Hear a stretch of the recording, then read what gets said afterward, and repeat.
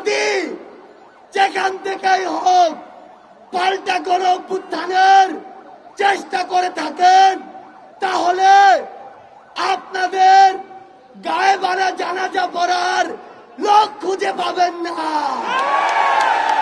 যেই নৌকার মাঝেই এরা সাজুক না কেন, নৌকা সহ ডুবিয়ে দিতে হবে।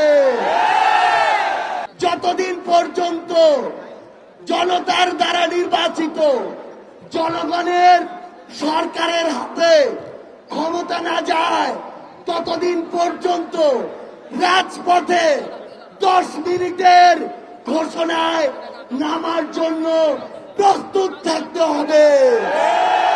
যেই স্বৈরাচারী সরকার পুলিশ দিয়ে আমাদের ব্যারিকেড দিয়েছিল, সেই স্বৈরাচারী সরকার কোথায়? সেই পুলিশ কোথায়?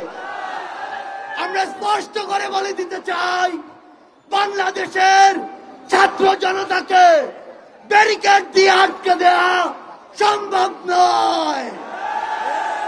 যদি আটকে দিতে চান, গদিতে আগুন জ্বলবে।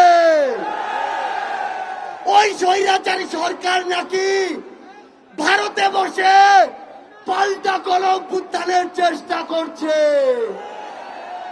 এর চেয়ে বেশি হাস্যকর আর কি হতে পারে? আমরা স্পষ্ট করে বলে দিতে চাই, যদি যেখান থেকেই হোক পাল্টা গণ অভ্যুত্থানের চেষ্টা করে থাকেন, তাহলে আপনাদের গায়ে বাড়া জানাজা পড়ার লোক খুঁজে পাবেন না। আমরা যখন রক্ত দিতে শিখেছি, তখন আপনাদের মতো ফ্যাসিস্টরা আমাদের লোক পর্যন্ত স্পর্শ করতে পারবে না।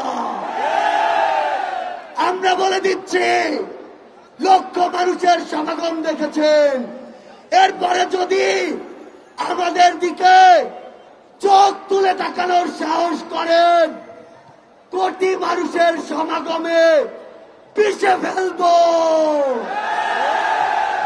আমরা স্পর্শ করে বলে দিতে চাই, এই বাংলাদেশ 16 বছর পরে স্বাধীনতার যে নতুন মুখ দেখেছে, সেই মুখের দিকে কেউ যদি নজর দেওয়ার চেষ্টা করে, তাহলে তার জায়গা আমাদের এই বাংলাদেশে হবে না। আমরা একটি কথা আপনাদের স্পষ্ট করে বলে দেই, ওই যে শয়তানরা, ওই যে কুচক্রীরা, তাদের যারা দোসর, তারা কিন্তু একদিনের অভ্যুত্থানে এই দেশ ছেড়ে চলে যায়নি। সালমান এফ রহমানের মতো ভণ্ড সেজে লুকিয়ে আছে আমাদের আশেপাশে। এদেরকে প্রতিহত করতে হবে। যেই নৌকার মাঝেই এরা সাজুক না কেন, নৌকা সহ ডুবিয়ে দিতে হবে। আপনাদেরকে স্পষ্ট করে বলি, আমরা আমাদের একটি ধাপ মাত্র পার হয়েছি।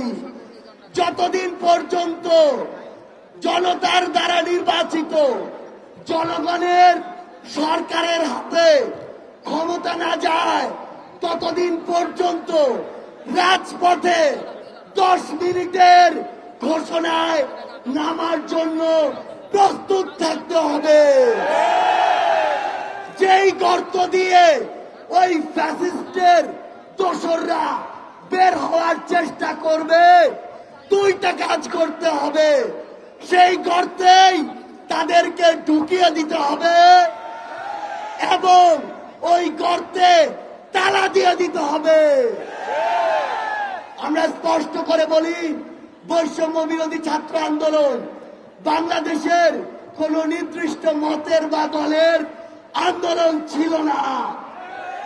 এটি ওই ফ্যাসিস্টদের বিরুদ্ধে পুরো বাংলাদেশের সকল মতের, সকল দলের, সকল জাতের, সকল বর্ণের মানুষের সম্মিলিত একটি আন্দোলন ছিল। সে জায়গা থেকে সামনে যদি বিন্দু পরিমাণ কোন বাধার আশঙ্কা আমরা দেখি, তাহলে ওই 5ই আগস্টের মতো জনতার স্রোতে তাদেরকে পিছিয়ে দিতে